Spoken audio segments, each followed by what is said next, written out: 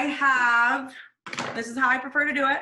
I have my tray of cookies or plate of cookies, and then I have my decorating space. So because these, I don't want to drip and get them on the frosting on other cookies.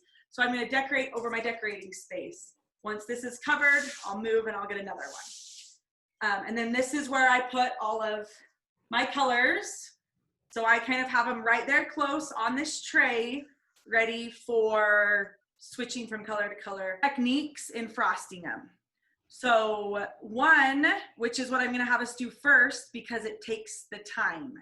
So the first thing we're gonna do is we're gonna fill an entire cookie. So in cutting your bag, you are going to cut the very, very tip of the bag. Okay, you want it to be tiny. Okay, once you start doing it, you might say, nope, that's too small. Okay, so I've cut it teeny tiny, and there you go. That's what I'm gonna go with. So you want it to be able to come out without having it too skinny, but you don't want it to come out too fast either. You'll have better control over it with it a little thinner. Two different techniques. You hold the cookie like this. I tend to do this more, or you go like this. So you hold this bag in your hand, and then this one guides it and pushes it along.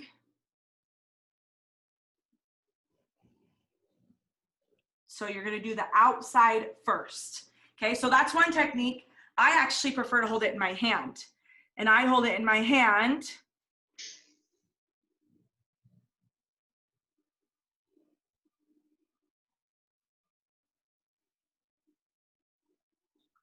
Okay, so I've made two edges on two different cookies doing the two different styles. So there's different fill options. We could stop right here and have this outside harden a little bit. So I'm gonna save that one on my side as just the outside. So then fill a second, or do an outline for a second cookie.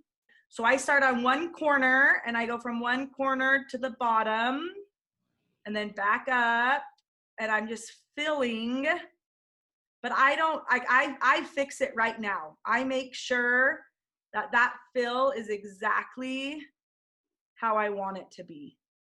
I don't leave holes and then come back with a toothpick. You can, there's nothing wrong with that. I just choose to fill it right now, and you just kind of push, go back and forth. You want the like thickness to all be the same.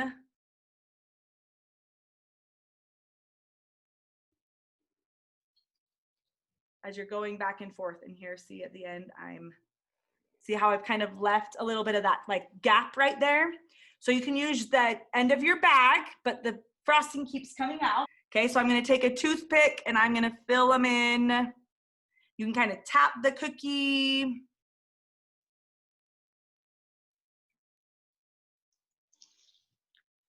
But I usually, so I fix that corner, but see how that just poked up. So it does really harden faster than, it's not like hard, but when you start making marks, you're starting to see things already, even in that short time of me going to get my toothpick there. Okay, so we're gonna set this totally filled cookie down. So we now have two cookies, just an outline and a cookie. This time, let's be even faster. Maybe you guys are already faster, but for those watching, I'm gonna show you the difference in the cookies, and I wanna do it even faster. So I'm gonna do a quick outline and then a right to fill, okay? So that's what your third cookie, just do that one more time. I'm trying to make it so you guys can see. Okay, the other thing is that there's two different techniques. You can keep your bag really close to your cookie, or you can have a long flow line. So you can stick it like this and then try to tell your cookie where to go. I'm not as good at that. I'm better at kind of keeping it closer to keep it in. Okay, that was a perfect example. So I messed up on my outside line, okay? But if I just keep going right now, that's all gonna blend in just fine. Okay, so I had no break, except for that quick sentence I threw in there. But I had no break on this one.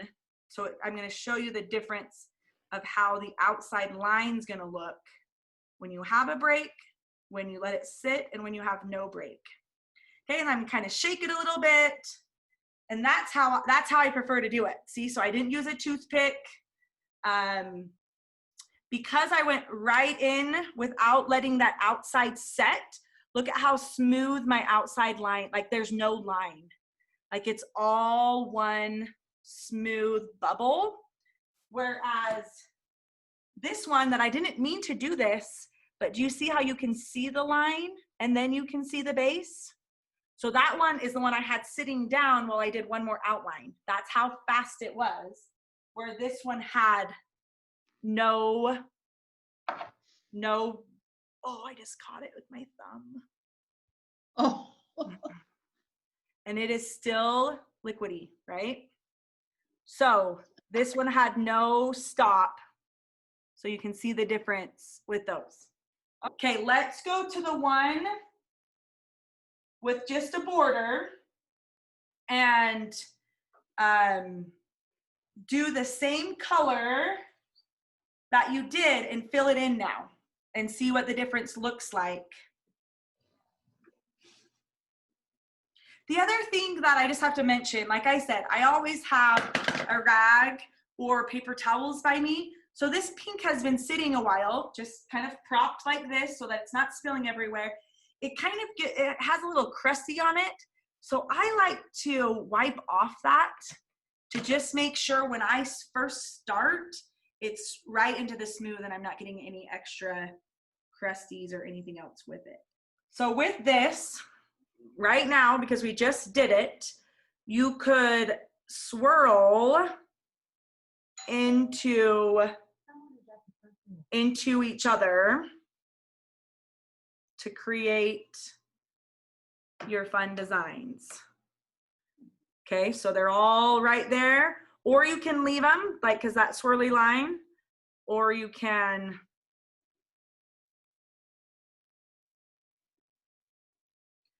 so I took and I went from my pink to my yellow, my pink to my yellow, my pink to the yellow. Then I took the next row and I went from yellow to pink, yellow to pink. And I tend to, if I'm still in the same color scheme, I'll put it on my rag or on a paper towel to clean it off. When I'm changing to the next color, I get a new toothpick, but same thing. I'm particular of those things. So you can zigzag them and start designing them here now. But let me show you what I just did. I had done the blue first. So see how I'm starting to design that blue and it's leaving marks. So if you're doing the fun designs right on it, time does matter. Okay, so my yellow and pink look super cute, and then my blue, you can see toothpick marks. And there's not really a way to undo that. So, lesson learned. I'm going to teach you how to do hearts. Okay, so you're going to do a full fill with a second color, time sensitive. Shake it a little bit, have some bubbles. So I'm going to take my pink. You can do whatever color you want. And I'm going to do some polka dot. So there's two different strategies of doing this. You just have to pick what one you like. I'll show you both on this cookie. Okay, then you're gonna take your toothpick, okay, and you're gonna go above a dot. So I'm gonna use the colors that I'm using. So I'm gonna take some yellow and I'm gonna push it into my pink and I'm gonna drag it down below, okay? So then I clean my toothpick because I don't want that pink on there again. I want to start with yellow, okay? So you take your yellow, drag it into the pink, and I swirled it to the side. You can swirl it, okay, clean my toothpick, okay? The other strategy that people do is they make like rows of things. So I could make a row of hearts by starting at the top, grab my yellow, pull it into pink, go to the next one, go to the next one, go to the next one. Okay, so you can do it without ever picking up your toothpick and make a row of hearts. Okay, so kind of the tie-dye look, you can do like a big random design, and then another big random design. This one actually is turning into like the same swirls.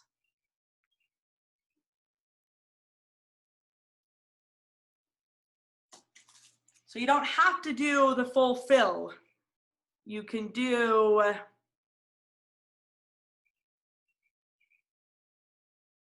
add it as you want. And then with the toothpick, zigzag, go around. So I have holes here so I can go back and I can drop in more colors, or I can just continue my designing and I'm ultimately filling the color, filling the holes with my tie-dye random look. So you can do a yellow dot in the middle, or flowers. This is another great way to do flowers. Just make sure you clean your toothpick in between each one, because I'm taking that yellow out to my blue. If I don't, then I'll get some blue in my yellow, and that's not what I want.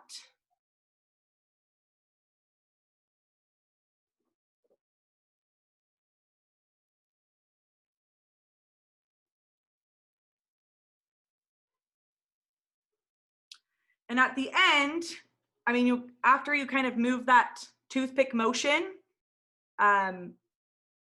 it kind of leaves a little bubble there. I kind of like to shake it right away to try to make it so that bubble's not as big, so that it kind of sinks back into the cookie. Back to our first 4. We'll do this one last thing.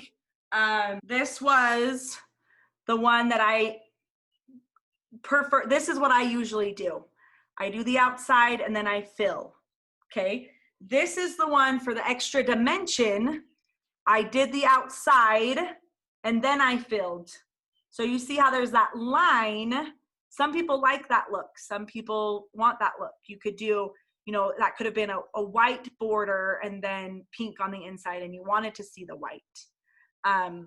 So that's the difference from doing your border and letting it sit and not doing your border and letting it sit. Okay, so everyone see that difference? One of those very first ones I did and set aside. And now I'm going to do things on top. Okay, so now when I do my designs,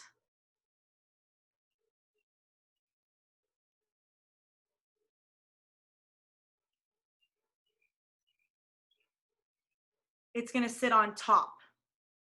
Okay, so it's not gonna blend in. It's not gonna blend in like the one I was just doing. Okay, so that's the difference, is it's gonna leave that there. And this one does not. Okay, so now I can doing a butterfly. And within this butterfly, when I do the top layer,